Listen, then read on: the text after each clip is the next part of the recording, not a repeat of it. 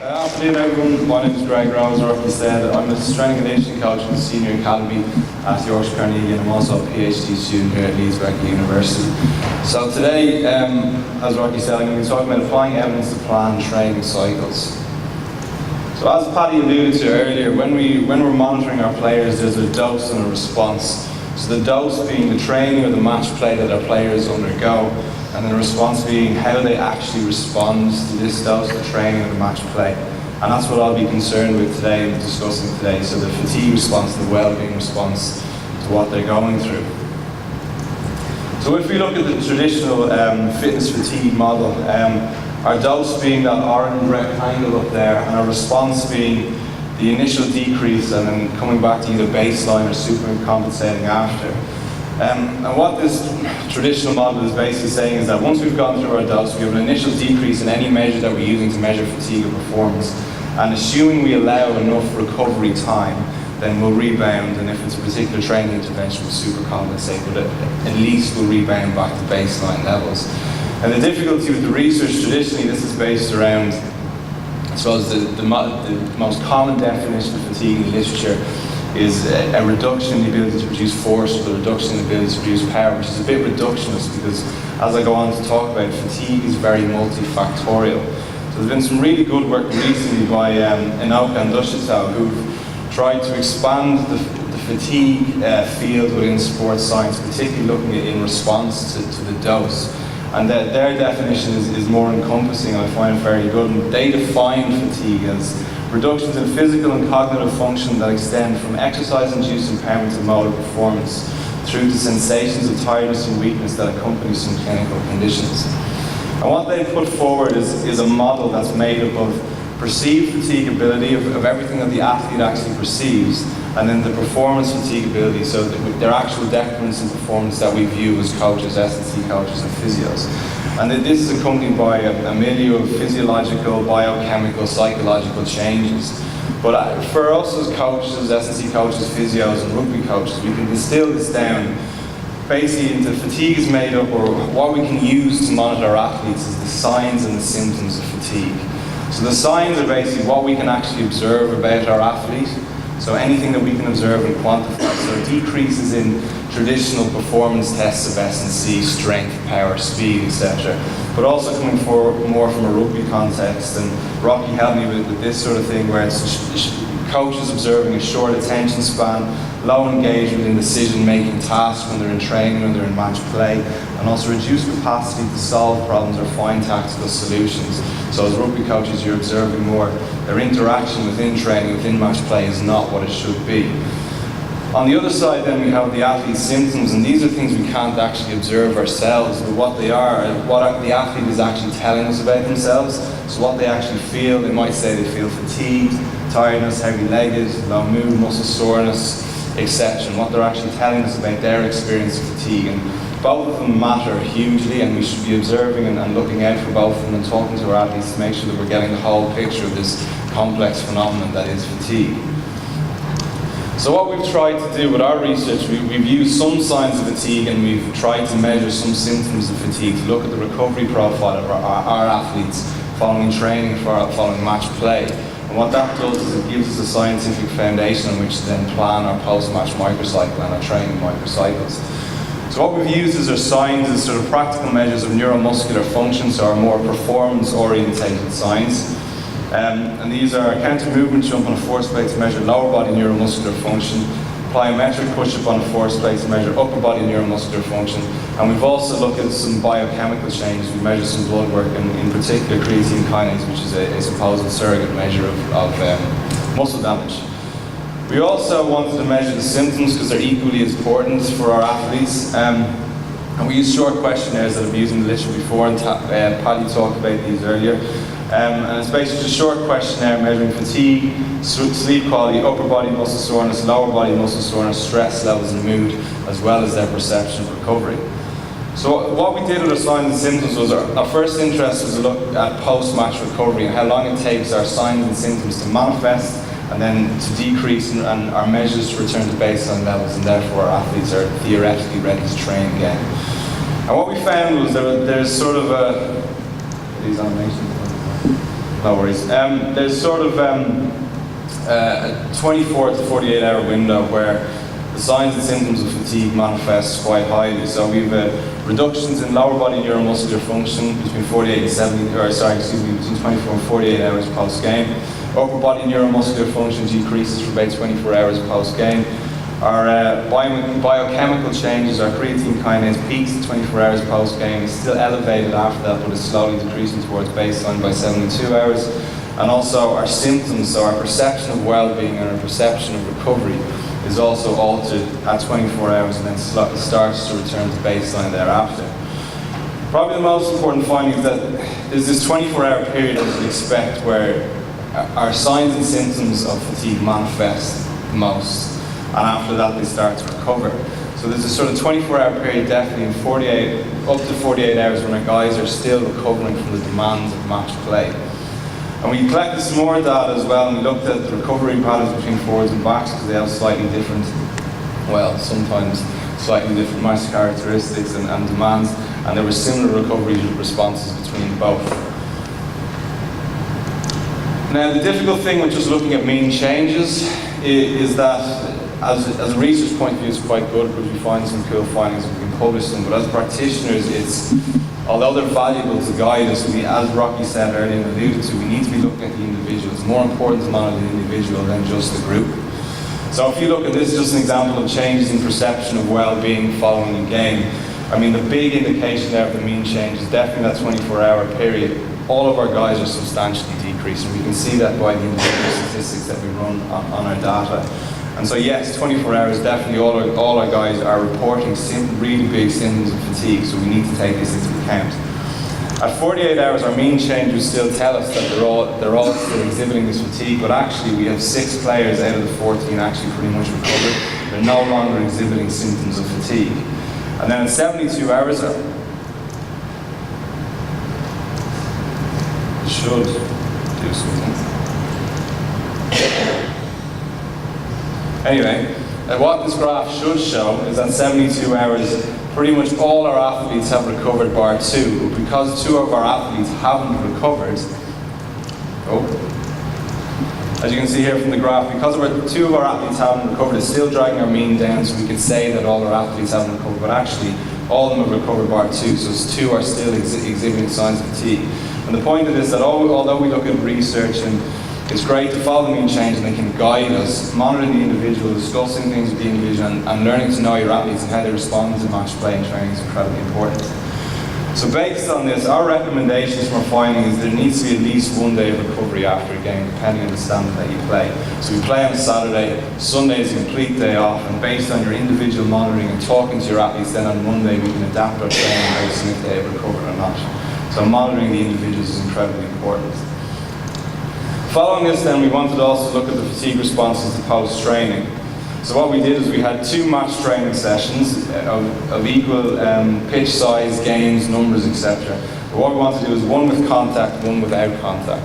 So the one with contact, we had live ruck and live tackle area, and it turned into quite a bosh fest, to be honest. There was probably loads more tackles than there would be in the game. And then what we did is we replicated the same game, or the same training session a week later without contact. So it was 2-touch tackle, and then it was simulated ruck without actual contact. And what we found was, looking at our signs and symptoms of fatigue again, following non-contact training, our lower body neuromuscular function, so our lower body fatigue was higher. And the reason being was, when we take contact out of a game, our guys tend to run more, because there's no slowing down of a live tackle or a live ruck area. So there's between 20 and 30% greater running demand, and we had greater lower body fatigue the day after. On the other hand, when we looked at all of our other signs and symptoms of fatigue, these all manifested to a greater extent following contact training. So our upper body neuromuscular function, the decrease was much more pronounced following collision training, which is obviously a lot more rest work collisions with the upper body. CK, our measure of muscle damage, was much higher again because we had blunt force collisions, etc. And then our perception of well-being and recovery was also decreased to a higher amount. So our symptoms of fatigue were much more pronounced following contact.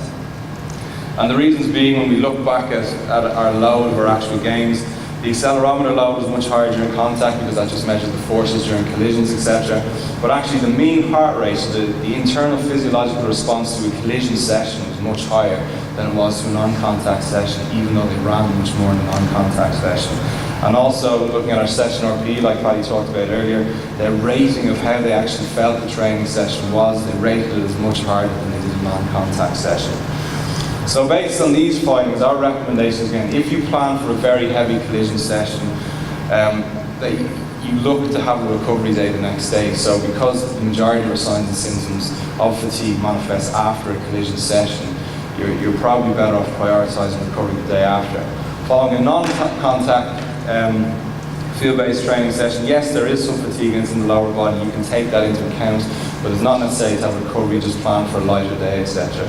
But again, monitor your individuals. We saw the exact same thing like with match play. We saw a lot of individual changes within our players, and that you have to look at in response to training as well. A note on resistance training. So we talked a lot about match play and field-based training, but obviously our guys do a lot of resistance training because they have to develop their strength, speed, power, and also the lean body mass. And our recommendation, based on an example I'm going to show you in a second, is that if you have condensed schedules where there's a lot of matches, a lot of training, etc., protect your recovery days and do double days instead. So if you have to get through 2 field training sessions and 2 weights training sessions, instead of going weights one day, field training another day, weights one day, field training another day, try and do weights, a little bit of a gap, and then a field-based training. And then if you're going to do this, allow for a bit of time. So there's a lot of literature out there about order effect and stuff like that, and some really good stuff come out on rugby union players. And if you leave a gap, if you can logistically within the constraints of your facility usage, etc., try and leave about a 2 to 6 hour gap between the 2 training sessions to optimize the training experience. And the reason we're talking about this is because I work closely with Rocky and Josh, who's going to present in a minute, in 2015-2016 with our senior academy players. And this is our 2015 pre-season where we had 5 days on and 2 days off, the red indicating where we put our collision sessions. And after we did that research based on our contact versus non-contact training, we then slightly modified our training in 2016 where we actually gave them 3 days off and we're in 4 days a week, but we had double days to compensate for a loss of 1 day. And the findings were quite interesting because when we looked at our signs and symptoms of fatigue and we got some feedback from the guys that were involved in these pre-seasons, if the 2015 pre-season is in red and the 2016 pre-season is in blue, you can actually see that in 2016 we managed to accumulate a lot more training volume than in 2015, but yet we had less training days. But because we had less training days, we had more recovery days and we had less of a fatigue response. And this wasn't just through our signs and symptoms of which we thought were useful indicators of fatigue, but actually discussing with the players, etc. Their feedback was this pre-season was better because the more recovery days they felt like they were ready to go again, participate in training more effectively, etc. So certainly from our data now, our philosophy is we need to protect our recovery days. And what does a recovery day actually look like at our club? Well, we have a really good nutritionist called Tom Geeson Brown, and that's his Twitter handle there. And what we emphasize to all our academy players is the 4 R's. Come up with Tom Geeson Brown, this is not my idea at all. But it's based on rehydrate, recharge, so sleep and rest. Refuel, so getting the right amount of carbs after high intensity training, then repair, so getting your protein right as well. So it fully revolves around nutrition and sleep. That's our recovery philosophy. If the lads want to engage in other adjuncts like compression gear, I know they love skins and all that, foam rolling, massage, whatever, they can do as an adjunct. But our main recovery philosophy is getting their nutrition and rest absolutely spot on. And they get education about this once every 3 to 6 months. Now, the difficulty obviously working with youth rugby is, as Paddy alluded to earlier, is that they play in a lot of different pathways and they can accumulate a lot of training load within a given week and none in other weeks. And if we look at this up here as an example microcycle where, and we've had reports of this, where some of our guys are playing 3 games a week, and we apply the limited evidence that we have on fatigue responses to training and match play. If we take the first black box there as the match, and then day 1 we've allowed for recovery because we know the fatigue peaks on day 1. We have 2 days to then prepare for a game. So say they're playing Saturday, Wednesday, Saturday. We have 2 days then to prepare for the game on Saturday, or on Wednesday. So where do we fit the next training session if we know that some of our guys are probably still recovering day 2? Well, if we put a training session on day 2 and we have to get through quite a lot before this next game, we know that we're going to have a fatigue response to that training as well. So does that attenuate recovery, or does it help recovery, or is it okay to do? We're not quite sure, and we're going to follow up on that. But we certainly know there's going to be a fatigue response to a game and a fatigue response to training. Now, if we decide to then train on day 3 as well, before day 4, we definitely know that we're going to be entering that match fatigued. And assuming that we've picked up a bit of fatigue from our training, we've residual fatigue from match 1, we're still going to have to play match 2, and we have the same fatigue recovery cycle again. Only this time we've only a 2-day turnaround before we go into a match where we also have to fit in training. And what about resistance training? What about the kids' homework? What about school, etc.? So there's this massive implication for how are we affecting this fitness fatigue modelling, particularly in our developing athletes. We don't know. We're designing some research at the moment to answer these questions, but it's certainly consideration based on the science we have so far. And the final point I'm going to leave you with, as Paddy alluded to earlier, if you're going to, obviously he's talked about training load, monitoring training load, and looking at the response to this dose, if you were going to do one thing based on some of the really good literature coming out now, probably the short well-being questions, if you're going to do one measure, is probably your best answer.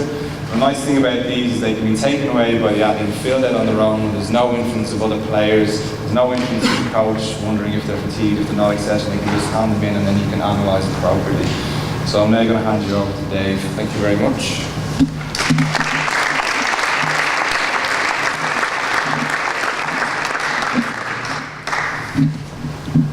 Like a clicker from the 1970s. So I'm not a rugby guy. I don't know anything about rugby. But I'm trying to model Ben's point earlier. I'm sort of, this is academic, the bottom half I've got trousers and shoes, and the top half is I'm a coach. Alright, so at 2:30 I'm going to supposedly go to our pre-game. We've got a match this afternoon.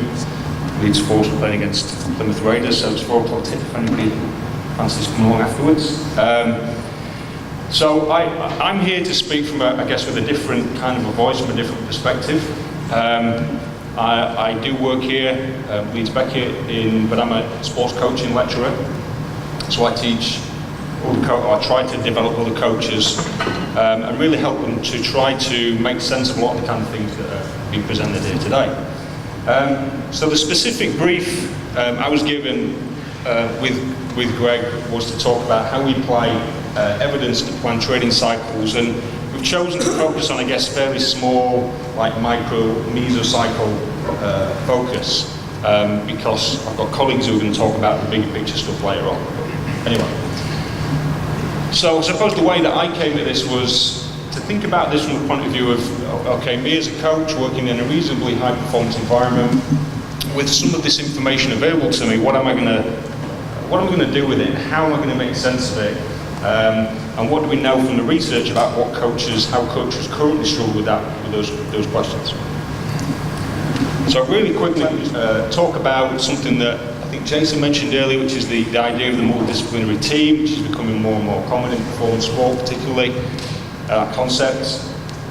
I'll talk about something which is close to my heart, which I think is really important when it comes to working as a multidisciplinary team, which is coaches having a clear game model. Which implies tactical periodization, hence the bit about training cycles, and then this idea of using evidence. And can we make better use of evidence if we have a game model and if we think in terms of tactical periodization? So that's the basic outline. So this slide is, I suppose, actually you've probably seen a few versions of this already today. It's just this idea that I suppose most of us here in the room, in one way or another, are interested in the player and their development. This is why this is in the centre of the slide. Okay. Now, the fella, the kind of cartoon fella, he's a coach. If you're not sure, that's what he's got, a clipboard and tracksuit. That's how you can tell that somebody's a coach. They carry clipboards around. And so the idea of this diagram is just basically to show you, also to suggest that if you're a coach in a relatively elite or talent development context, that you're probably like the gatekeeper. So, you know, the athlete is, and the training, as Jason pointed out earlier, the training that you devise for the athlete is under your control, but it might be informed and influenced by information that comes from lots of different directions.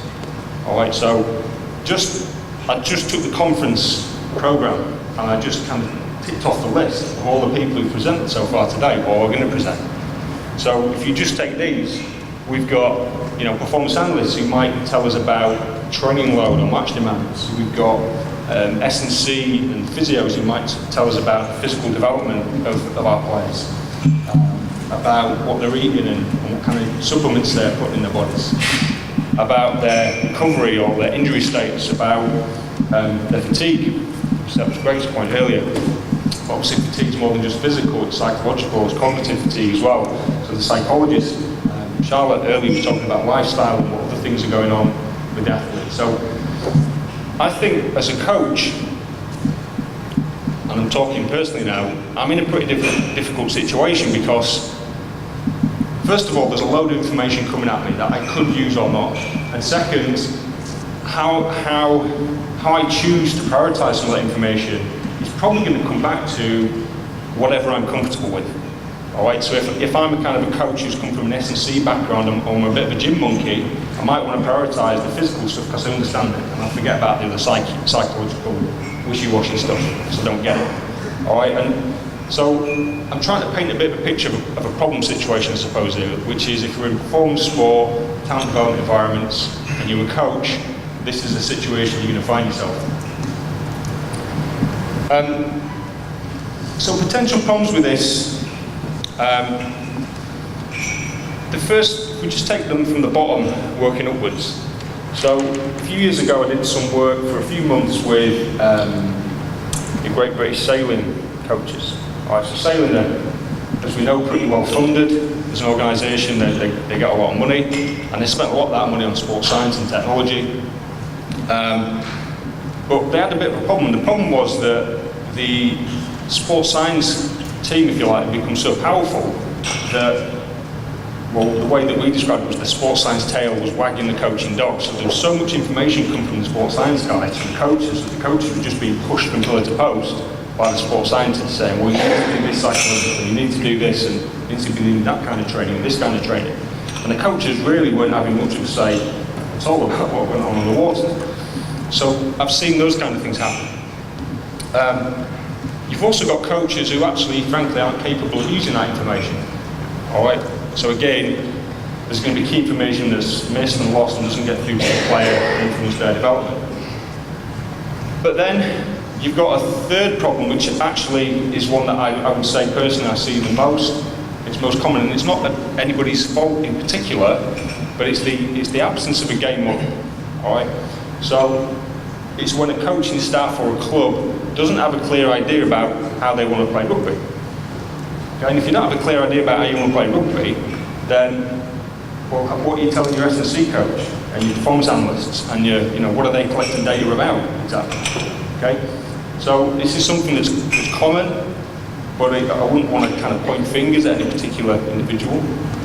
But ultimately, all of those may be reasons why we have a lack of a two-way discussion around this.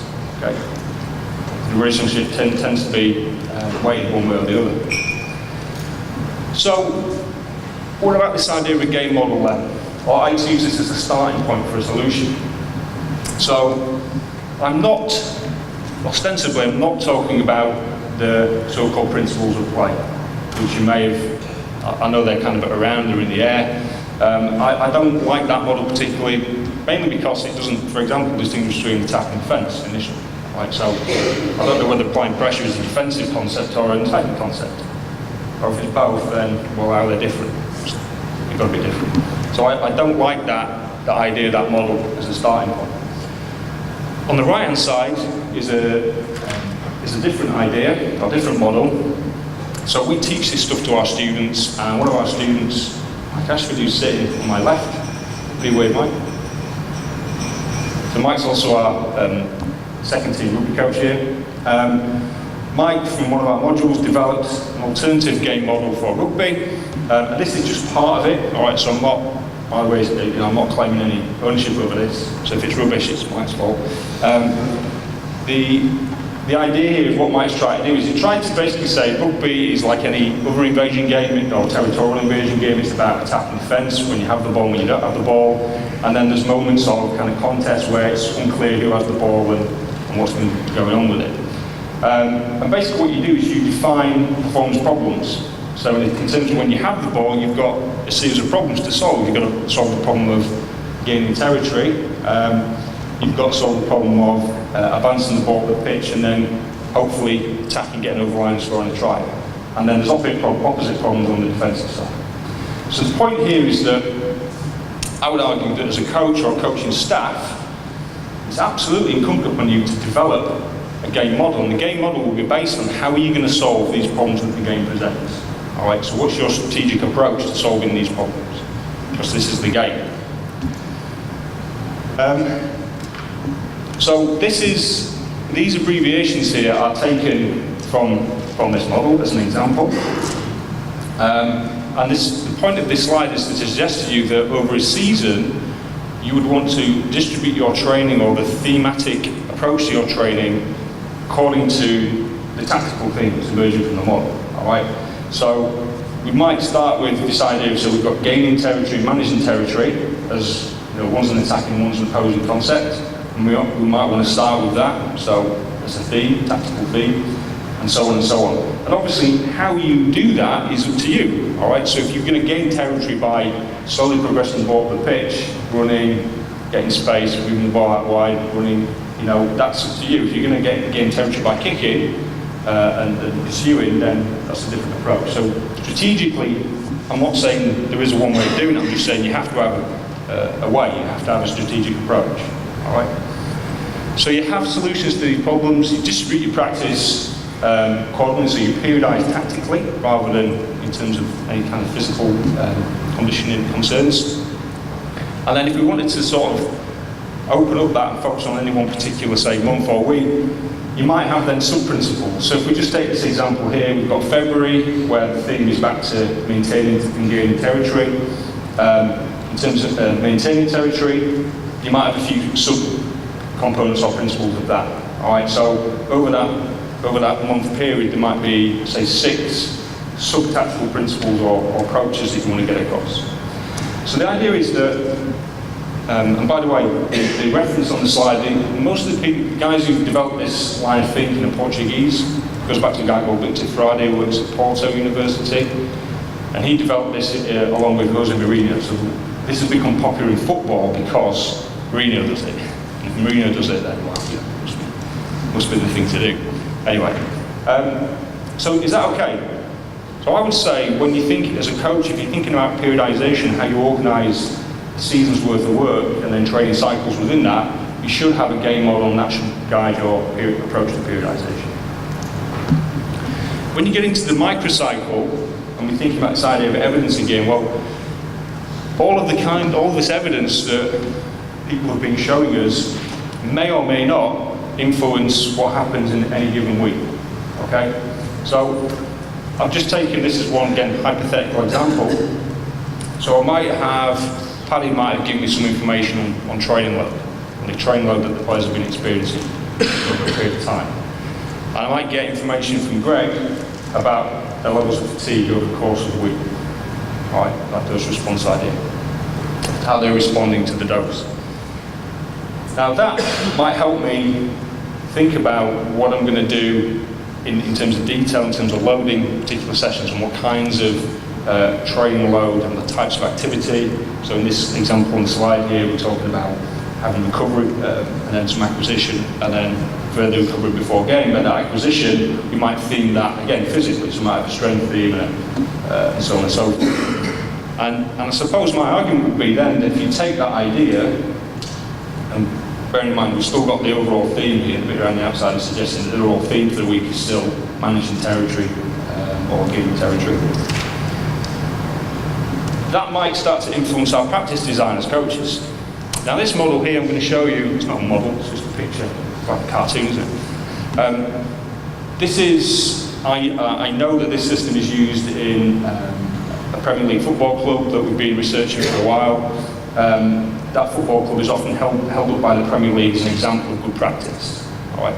Now, I'm not saying this is good practice, I'm just saying that in football this is what's considered a good way of operating in terms of designing microcycles. So again, let's take it back to our rugby example. So we've got the, let's say my theme for the week is gaining, maintaining territory, and as a coach I've got my drills. All right, so there's little bits of paper, I've got my drills and my activities that I'm going to use to organise my training. Now, my training load data I might get from, or I might have a word with someone like Paddy, and I might say, okay, can you tell me how much of a load these different training activities or games or drills place on the players? All right, and he might be able to help me ascribe a level of intensity to those activities, yeah? Where I might only have a good sense of that initially.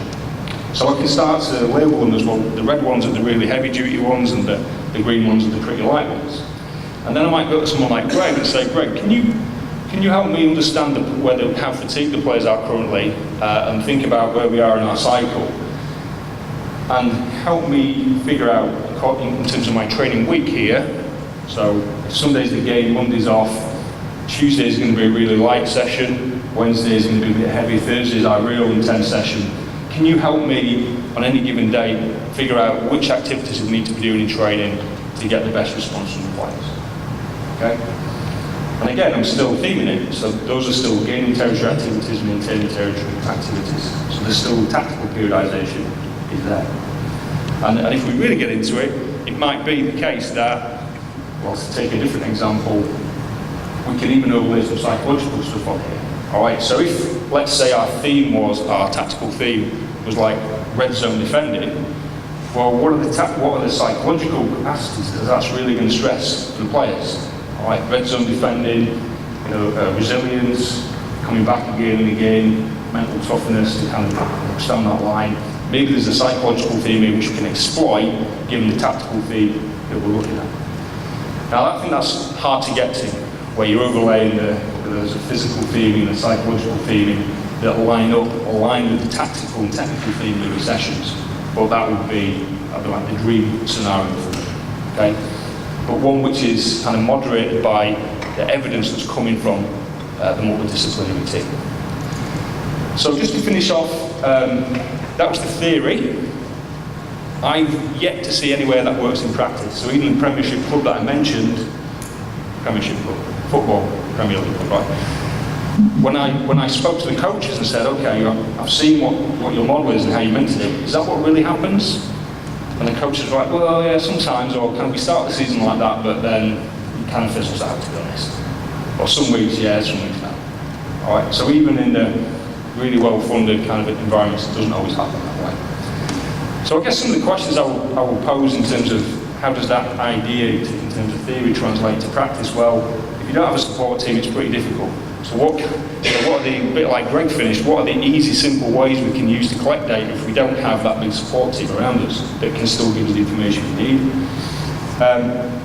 What about when your players are training? Sometimes a number of players alluded to. What about when the players are training and playing in other environments and you don't have any information about that? Okay, so that's obviously going to affect that levels of fatigue and so on, but we don't know anything about it. Do we have time to meet regularly as a team? Again, this idea that multidisciplinary teams suggests we should meet probably at least once a week, if not more, but is there actual time to do that? I know that some research a colleague carried out with rugby coaches some years ago, level 3, these were rugby coaches doing the level 3, and he looked at their planning practices. So he asked them, did they plan? And they all did. Did they plan for the season? And they all did. And then a few weeks into the season, he asked them about how their planning was going, and most of their plans had gone out the window. And the key reason for that was that they'd start to get focused on performance rather than development. Okay. So who we're playing next week? How do we prepare for that game? Rather than how are the players and what do they need? So we know that happens. And then last, making sure the coach's pedagogy actually lines up with some of this stuff. All right, so if I've got really good quality information from Paddy and Greg about training load and fatigue levels, and I've really carefully planned a session to be perfectly appropriate for the player's level of current fatigue and what they need in terms of physical conditioning, but I then spend, I stop practice every 30 seconds, and give a 5-minute speech, which again, we know coaches like the sound of their own voices, that's a problem, all right? So we know that coaches' pedagogy, in terms of the length and frequency of interventions, doesn't always line up with getting a well sort of developmental physical practice. So there's another issue. So there's a bunch of problems, I think, with the model. I think the model, the theory is okay. I think we know that practice doesn't line up with that just yet. Okay. Guys?